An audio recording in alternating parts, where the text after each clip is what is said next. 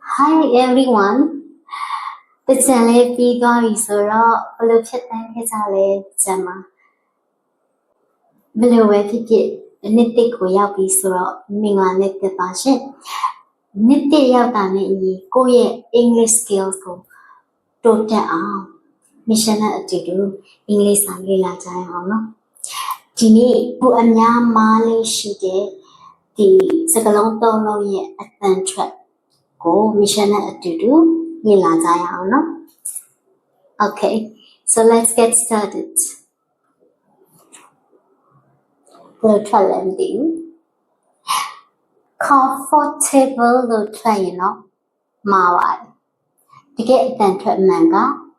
comfortable နောက်ကလုံးကြည့်အောင်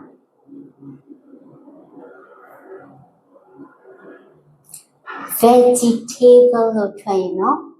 မှားပါတယ်ရှင်တကယ်အတန်ထွက်အမှန်က vegetable နောက်ဆုံးတစ်လုံးလေးက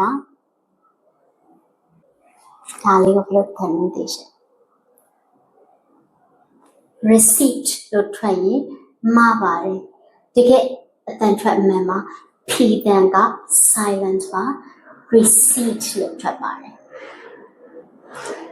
အခုပြောသွားတဲ့စကားလုံးသုံးလုံးပဲလားဆိုမဟုတ်ဘူးအများကြီးလို့ရှိသေးတယ်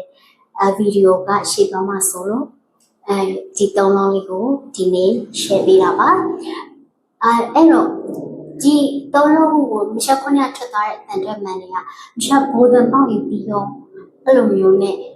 ထွက်လိုက်တာမဟုတ်ပါဘူးတကယ်တမ်းကတော့ဒီမှာပြထားတဲ့ phonemic chart မှာပါတဲ့ symbol လေးတွေကနေပြီးတော့တကယ်ကို standard သတ်မှတ်ထားတဲ့အတန်နဲ့ထွက်တာဖြစ်ပါတယ်အဲ့တော့ mission 100% အမခံနဲ့ဒီအတန်ထွက်တွေကမှန်ကိုမှန်ပါတယ်ရှင်သူတို့1888ခုနှစ်လောက်ကလေးဒီ International Phonetic Alphabet ဆိုကနေပြီးတော့ဆိုပြီး system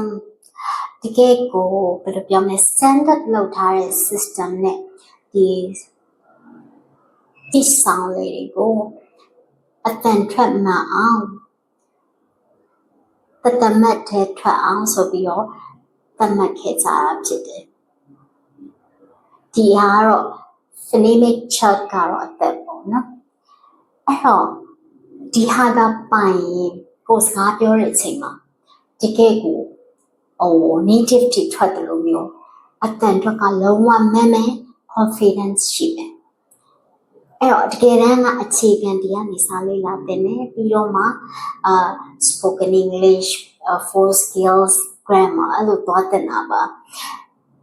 တော့ဒီ IPA ဆိုကြည်ကြည်ပြင်းပြင်းလေ့လာခြင်းနဲ့ဆိုရင်တော့ပြောပပနဲ့စတင်ရင်းနဲ့မိရှု online IPA class လေးကိုဖွင့်ထားတယ်ရှင်ဒီမှာဆက်သွယ်လို့ရတယ်လို့Facebook page or WhatsApp နာမမဟုတ်ရင် email ကနေလည်းဆက်သွယ်လို့ရပါတယ်ကြော်ညာလေးဝင်လိုက်တာနော် Okay so ဒီနေ့ကတော့ဒီလောက်ပဲနောက်ဗီဒီယိုကြမှာပြန်ဆုံကြမယ်နော် Bye bye